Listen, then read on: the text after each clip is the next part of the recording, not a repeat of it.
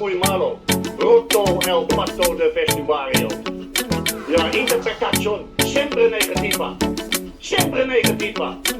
Nunca positiva.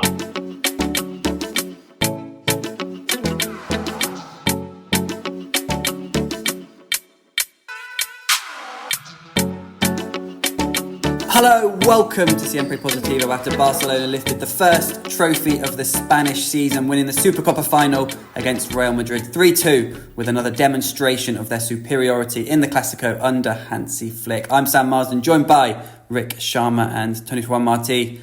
Rik, how are you? Uneasy. I'm uneasy today, and it's because of the Real Madrid situation. Looks like nothing's going to happen. Alonso won't be sacked. Obviously, that Madrid weren't abysmal yesterday, so they can understand they're not sacking him, but I put myself down to work today because I was like, well, they lost, so who knows what could happen, but nothing's going on. So I'm in an uneasy situation where I've got nothing to do, which is quite rare these days. Yeah. And I feel bad that I could have just been off and now I'm working, but I'm not doing anything. Perhaps a stroke of genius from Hansi Flick, another stroke of genius to not completely humiliate them and to keep Alonso in the job for a little bit longer until he's built a bigger lead in La Liga. Also, I guess we don't go to loads of away games, but also a rare game where none of us were there. Obviously, the final, the Supercopa this week being played in Saudi Arabia. Tony, where did you watch the final, and how are you doing on this lovely Monday morning? Good morning.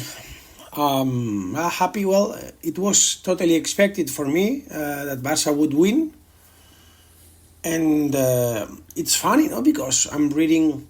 Well, we will discuss about this, but I'm reading a lot of people saying that Madrid managed to compete, that it was more or less like 50-50 game, that Xabi Alonso's plan was more or less... Okay, it's true that without Mbappé, everything changes. We don't have to avoid that. But, in my opinion, Barca did a really, I wouldn't say bad game, but not more than 5 out of 10 game for me. And still, with this low version of Barca, being able to dominate, still with Madrid being lucky, it's true that Raphinha was also lucky on that point, but, I mean, wow, for me, okay, Xabi Alonso is not going to be sacked, but what I saw yesterday is totally a disaster. For example, I take only one action to show how bad is Real Madrid, and Xabi Alonso is not going to be sacked, but how easy was the second goal of Barca? It was not even a magical pass. Lewandowski was totally alone between the centre backs to receive and score. So, I think that Barca was 20 times better than Madrid, and still with a really not bad game, but normal average game, Barca won without suffering. Okay, last two chances in the extra time, but whoa, for me Madrid is totally lost. It's kind of a similar thing to what we saw after the first Clasico that Barca lost at the Bernabeu this season, when we saw how bad Barca were and they were awful, and Madrid still weren't capable of putting them to bed. And Barca have got a little bit better since then with Raphinha back and in amazing form, Joan Garcia as well, and just with those little changes, Barca have gone ahead of Madrid, and they're, like you say, they're still not at their very, very best. Yeah, lots of interesting points there. I'll just flick through what's happened. I'm sure most of you have seen it by now, but Barcelona deservedly, I would say, took the lead through Raphinha in the first half after a long period of control, if not creating too many brilliant chances, although Raphinha had one just before his goal from a fine Lamine Yamal pass, which he sent wide. Then the game erupted really in first half stoppage time. 3 goals scored. The first, a brilliant solo effort from Vinicius. Perhaps we'll also talk about the defending in a little bit. Then Robert Lewandowski restoring Barca's advantage from a Pedri pass. And then there was still somehow time in those 3 minutes, which became almost 7 minutes, if not just a little bit more, for Madrid to level again. Barca switching off at a corner and Gonzalo Garcia hauling Real Madrid level again by half-time. But Mr. Clasico, as he's become under Hansi Flick, Raphinha won the game for Barcelona, perhaps, as Tony said, slightly fortuitously as he was slipping as his shot deflected off Raul Asensio.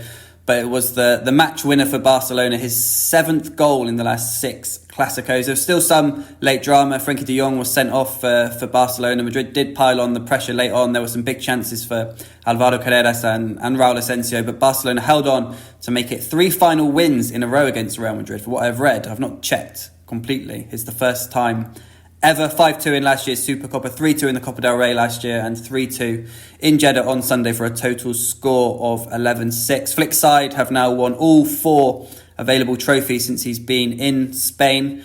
That's domestic trophies, of course, all 4 he could have won. And Rik, as we're saying, it was kind of an interesting way to reassert their dominance over Real Madrid after that October defeat, for Flick to make it 5 wins from 6, because, well, what Tony was saying really, perhaps neither team was at their best. Both teams showed why they're not perhaps in that top tier teams of Europe right now in terms of the Champions League sort of favourites. But like Tony says, Barca, they were quite good until the final third, I thought, in terms of controlling the game, keeping possession, taking the game to Madrid. Perhaps lacked a little bit of acceleration in the final third to really create chances. But even playing as they did, and we'll talk about it, Madrid still had chances. They still could have drawn late on. But it felt that like Barca had more gears and were the better team and have that dominance over Madrid at the moment. A Madrid team, for me, who have completely unbalanced squad. I don't know where they go from here. Yeah. I actually think that even though this is a Barca pod, the Madrid angles are the ones that are more interesting at the moment, because from Barca's perspective, they've won 10 games in a row. They're improving. We know the defence is not great, and that's why they gave up some quite big chances yesterday. But overall, we know that they are in attack. They are good, and they are better than Real Madrid, as we've seen with 5 Clasico wins out of 6 Clásicos. So the Madrid angles are to me more interesting. But yeah, in terms of Barca's performance, I agree with what you say. Yeah, if Lamine was a little bit more fino in attack, then maybe this could have been a bigger game. He was heavily involved, but without having the accuracy he needed with the final pass or final shot to do a lot of damage to Madrid. It's interesting. Spanish TV was absolutely lavishing praise on Lamine. They were saying he had an amazing game, and he took on a lot of people and so on, but it didn't quite have the end product. And it's the opposite of what was going on in our pod's Discord, where everyone was a bit more critical of Lamine because he was being a little bit selfish at times and taking on players and when he wasn't able to beat them or didn't have the accuracy to do what he wanted. And I think the real answer is somewhere in between, because even though he didn't have the accuracy, he was still a thorn in Madrid's side, and they had to give him a lot of attention, and that obviously helps Raphinha, Frenkie and Pedri were quite good in midfield. I think there was... But yeah, Barca were good, but not great in this game. Yeah, Lamine is an interesting topic, because you see people sort of saying like Lamine's way off it, and then even still... I thought he was brilliant in the final 10 minutes of the first half. That set up for Raphinha, that pass from, was it 40-yard pass? Am I exaggerating or not? Sort of, but almost like a placed pass, not often common from that sort of area. Then about 4 or 5 minutes later, there's that little sort of reverse pass for Fermin Lopez, which could have ended in a goal. Then he has a shot which Thibaut Courtois sort of palmed behind. And I wonder how much we've probably been guilty of this, of sort of blowing up the expectations around him, and his level are to blame for what we expect from him, because he's still delivering maybe he didn't deliver the key moments yesterday, but he still delivered sort of 5 or 6 moments which could have changed the game or resulted in a goal. Tony, just before we come on to Madrid then, what did you like most about Barca's performance? You said they were 5 or 6 out of 10. What did you like and what did you not like? Different things. I liked it from Barca. First thing, I liked it from Barca, that knowing that it was a final and feeling that they were much, superior, or how do you say superior? Yeah, same. Feeling that they are superior than Madrid, knowing that there was a final and there was no extra time, instead of losing their head and accepting the go and return, the box-to-box game, because Madrid was not even defending well. In some actions, I showed that Barca took patience to have the ball.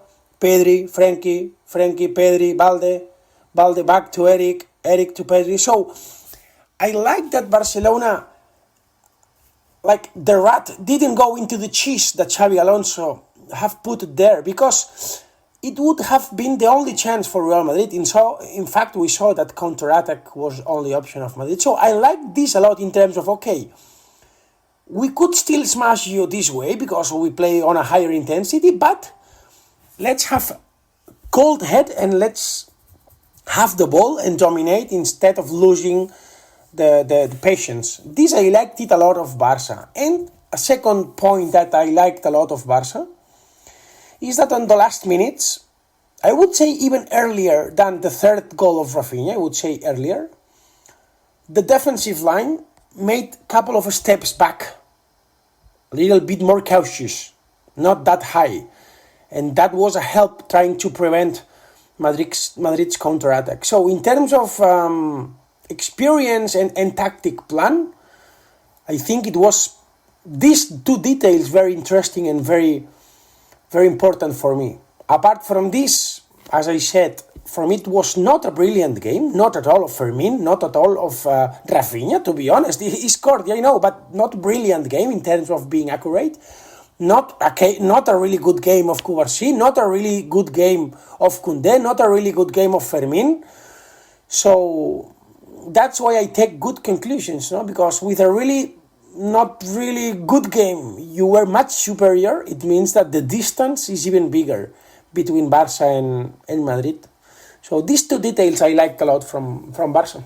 Yeah, the Raphinha thing is what we've always said though. Like, he's going to miss those chances that he gets from Lamine, but then he is going to make one and score one. It probably wasn't his best game in terms of output, in terms of, obviously he still scored 2 goals, so it seems strange to be saying that, but in terms of like efficiency and attacking brilliance. But you get what you get from Raphinha. He's obviously so important to Barca in terms of the amount of times you see him back defending or popping up in different positions or all over the pitch, so it makes it hard to sort of gauge completely his performance. Yeah, there was one bit of defending that was great when he slid in to tackle Vinicius when he was charging down the left, and Raphinha had, I don't know how he ended up on that side, but he was back there and slid in to stop him. Yeah, and like I say, absolutely loves the Clasico. 7 goals in the last 6 is ridiculous. 3 assists as well, and perhaps no coincidence that the only one Barca have lost under Hansi Flick was the one in October when he wasn't playing. Yeah, makes sense. I mean, Flick even said it after the game. He was praising Raphinha not even for his goals, but for his mentality and his intensity. And he was like, "That's what we need. That's what we've been missing.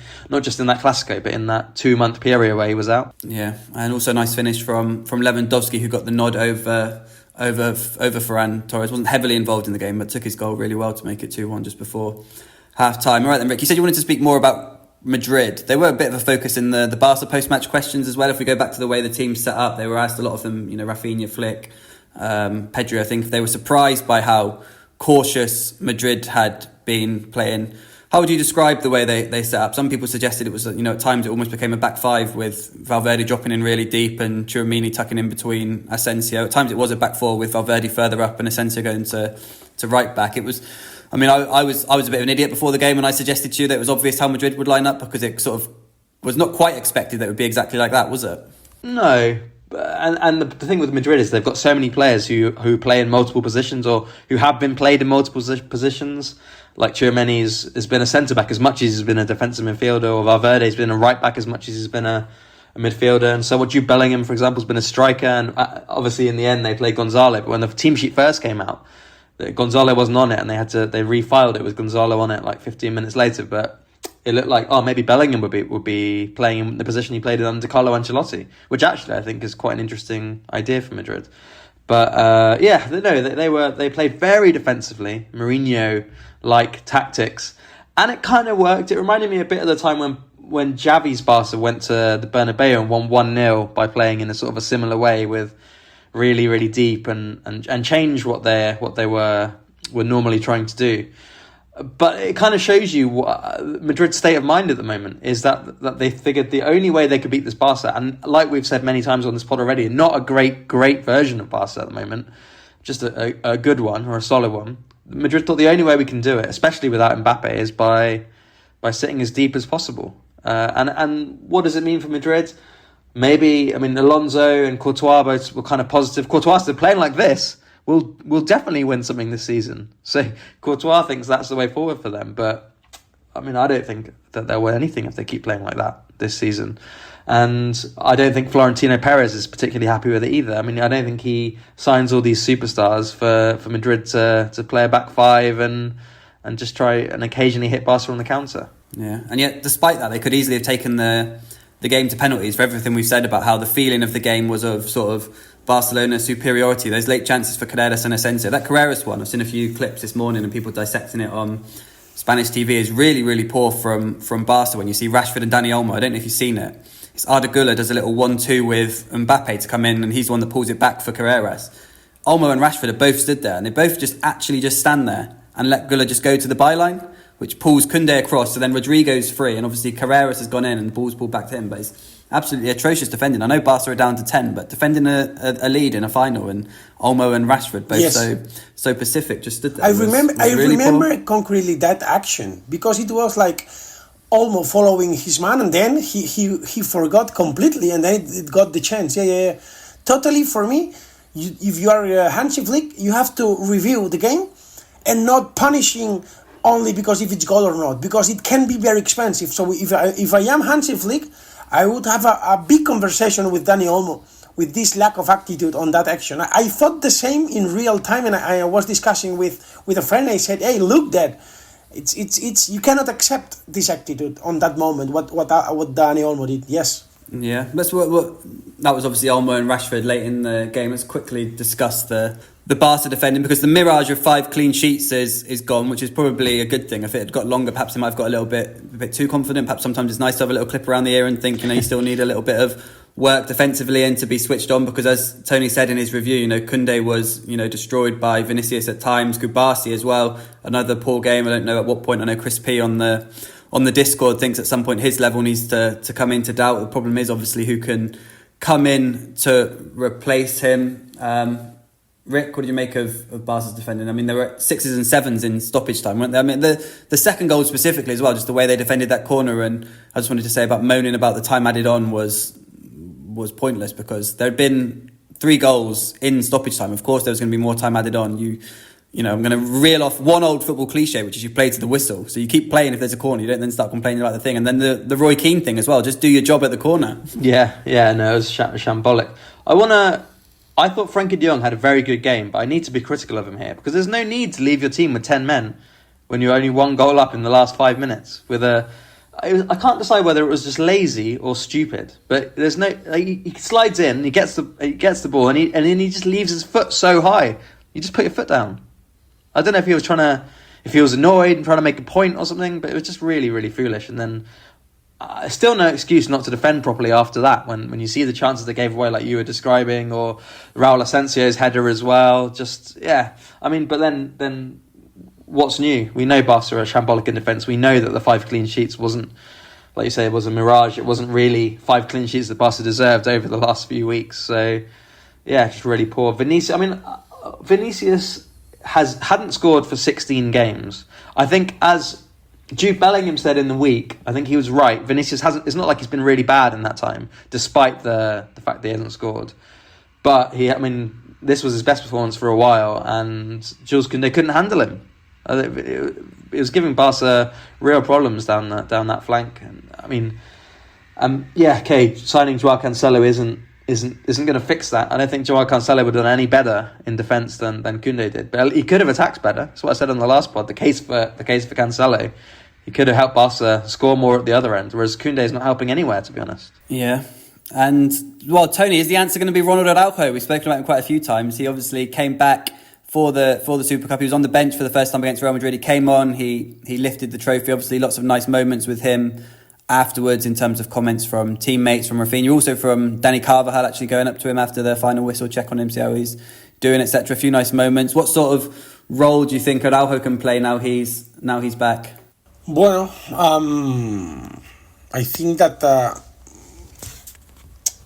neither Hansi Flick, neither player, they wanted to make a big issue, like saying an official time, like, yes, from now on he's available or not. I consider him, of course, available again after playing against Madrid. Let's see if he's a starter against Racing, because, if you're available, you're available. You're not available only on a 20%. So, if you play, it's because you're available. So, if you're available and you are not starter, you need a rest for some starters. So, the logic tells me that there's no reason to put him on the bench against Racing, no? It's cup game, so he should start. Maybe they want to go slowly, but for me, no sense. Why slowly if he already played? No, because it's not like a muscular injury; it's mental injury. So it means that you need to be at the same point, whether for 10 minutes and for 40. So he should start, and as I said before, for me he's a key player, totally key player if Barcelona wants to have big hopes during this second half of the season, especially in Champions League. But it's true that of course he needs to improve, and right now he's not starter, of course, and even less after all these weeks away and with clean sheets that the team has made.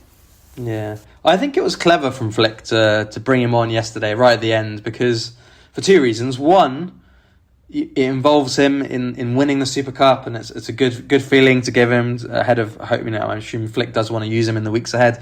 And two, because it wasn't the main story of the day. So you're not... If his first game back had been against Racing, that would have been the story. It would have been Araujo returns after mental health break, so on. But actually, that's not... maybe people will say, it's his first start if he starts against Racing in the week. But it's no longer a massive story because he came on and played against Real Madrid, even if it was for just 2 minutes at the end. Yeah.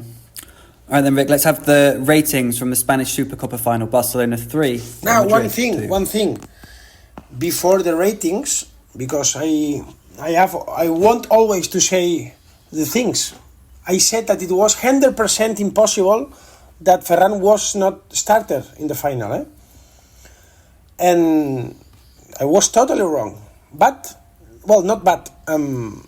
I think that the goal of Hansi Flick was probably what happened. So again, new good decision of Hansi Flick, because one chance that Lewandowski had, one goal. Probably when he decided to go with him, it's because he knows that when it comes to finishing, he's better than Ferran, not to run into the space, because for me the game was much better for Ferran because you were going to run, able to run. But you think? Again, good decision of Flick. Because Madrid was so deep. Yeah, exactly. So Ferran wouldn't have been able to run into normally space. Against Madrid you can run. For example, the game against Copa del Rey last year, the goal of Ferran was after a run. But it's true that yesterday, Madrid, I don't know if Hansi Flick was expecting this, but casually or causally, Madrid was so deep, so no a lot of spaces. It's true that for me Lewandowski didn't do a great game in terms of participation, but I'm sure that he did what he had to do. One chance, one goal. So again, good decision of Flick. I thought when we talked about it on the last pod, I kind of agree with you. I thought it was more of a chance of Ferran starting than Lewandowski. But yesterday, I said in the Discord in the afternoon, I thought Lewandowski was going to start because of what Flick had said in the press conference to me when he was asked about it. But I don't know if it was the answer to this question or it was to another question. But he just said everyone in the squad is completely fit and ready to play, and I was like, well, then Lewandowski will start. Because if everyone's fit, then Lewandowski will start. And I think that's a big issue, is Lewandowski hasn't been fit over the last few weeks. And I think if everyone is completely fit, then Lewandowski is still the starter. Only just perhaps, but still has that little extra quality.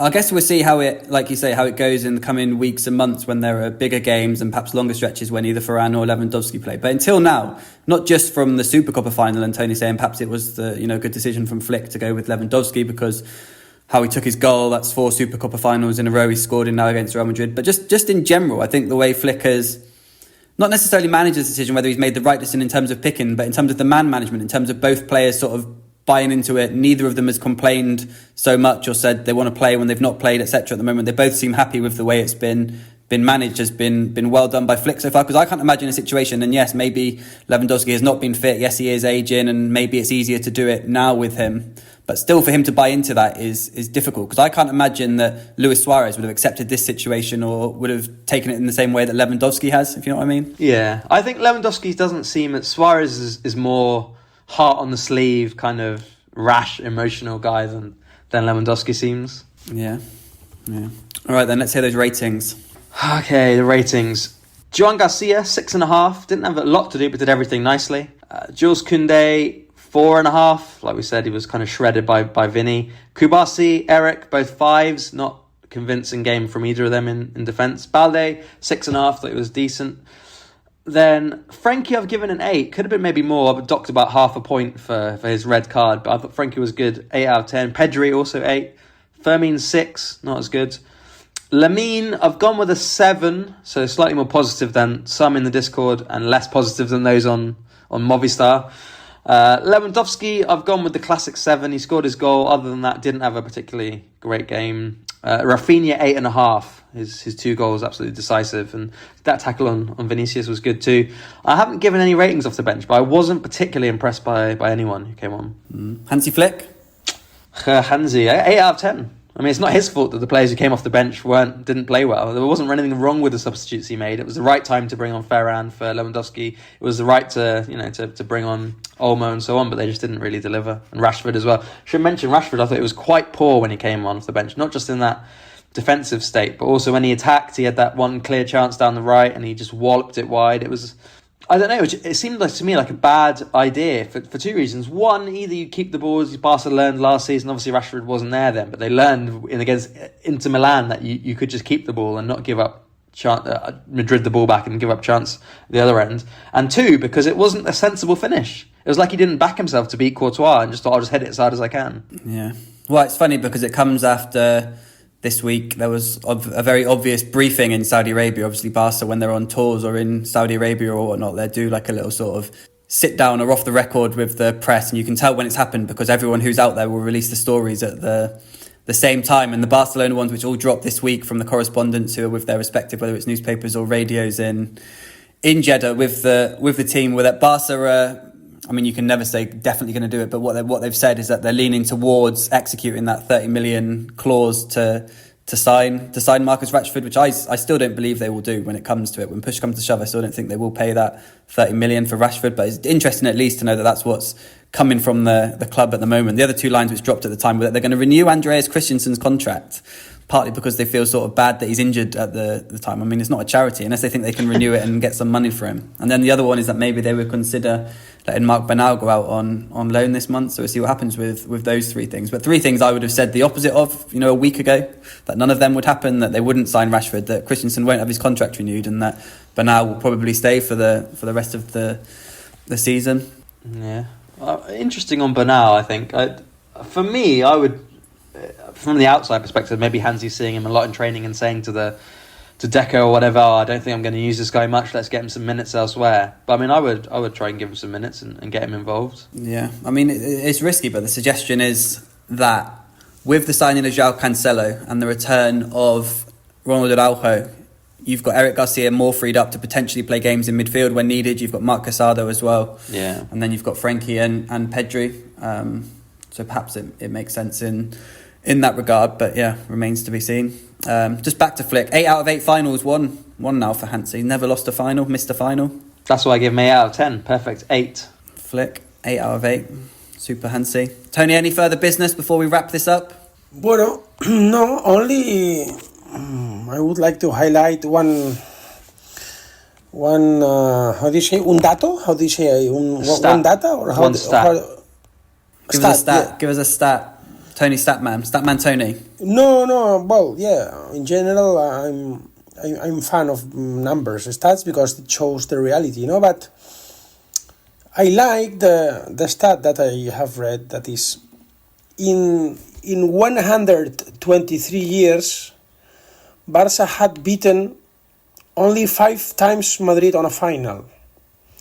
And in the last 3 years, Barca has beaten 4 finals against Real Madrid. Normally, the tradition, for all those that are not in touch with Spain or Catalonia, we have all had the feeling that Barca always had, even when they were better, for example, in the Pep team, that it was always better to face Madrid on a first leg and second leg game, because on one single game they were going to destroy. There was like ¿cómo se llama? Una creencia. A belief that it was going to be impossible to destroy Madrid. Barca was used to lose, and I think that the biggest thing that Hansi Flick has brought to Barcelona is changing the mentality. This is the biggest achievement, not trophies, not the way he plays, nothing, the mentality. Because Barca has lost that feeling, and Madrid has lost also that feeling that they were always going to beat Barca on a 90 minutes final. 4 finals in 3 years is almost all the finals that Barca have beaten Madrid in the previous 123 years. So I think something is changing regarding in the dressing room of Barca when they have to face Madrid. It's like, okay, we will win. And in this K days, it's very important that you go into the pitch without fear, just with knowing that you can and that you will win. For example, I remember with tennis, I don't know if our listeners or you like tennis, but there is a interesting player right now, Lorenzo Musetti, who is a brilliant player, but he has lost, I think, 8 of 8 ATP finals. And now you see that in K games, he gets blocked and he's not able to manage the pressure. But now, Barca has changed this situation and has changed this mind, and now they feel that whenever they have to face Madrid, they can destroy them. Not easily, but they have fully trust, self-confidence, playing with patience, that you can beat Madrid. So the DNA of the club, of this dressing room, is different than the DNA of previous Barcelona players in the last years, that they were not afraid, but maybe just not the mental power that this dressing room they have. I said something similar to this in the Discord a few weeks ago, or a couple of months ago or something, where I said I think Madrid have lost that sort of mental shield that they used to have. That for so many years you think, oh, Madrid will make a comeback, Madrid will be able to turn this around, and actually now it's Barca who can do that, and Madrid are wavering a bit. I mean, obviously they've lost a lot of the players that they had in that time, that sort of midfield royalty of Casemiro, Kroos and Modric going, and that sort of that belief that they had. Obviously Cristiano, Benzema, lost a lot of big players, and they've signed lots of superstars, but they come in and they parrot the same idea. Oh, this is Real Madrid, we'll be like this, we'll be like that, but you got to do it. And so far the new generation of Madrid haven't really done it. Yeah, Vinicius and Rodrigo have been there, but and Valverde and so on, but not that many players in the Madrid squad have been there and done it the same way that they had in the past. Yeah, and there's just it's not for us to say, but there's gaping holes in that Madrid squad for me. Obviously, yes, they have some defensive injuries, but I'm not sure how much longer Militao is going to be able to perform at the top level, coming back from so many injuries. Obviously, Rudiger was also out, and Mbappe was only fit to come on. But just in midfield, especially, they need 1 or 2 players probably because it feels like they've just got defenders and attackers. It feels like there's not really anything going on in the middle. But yeah, that's probably Xabi Alonso's problem, not Siempre Positivo's. Yeah, I have one more stat for you. Again, it's a Madrid thing, because like I said, Madrid is the topic for today. Madrid have lost their last 3 finals in a row, and in the previous 15 years, they played 30 finals and only lost 5. Yeah, it's been quite a turnaround in the last couple of years in that dynamic, like Tony says. Right, that is all for Monday. We'll be back later this week on Patreon. We've got a Q&A coming up in the next couple of weeks. We've also got reaction to Thursday's Copa del Rey game against Racing Santander, when the holders, Barcelona, are back in action against the Segunda División leaders. In the meantime, stay positive.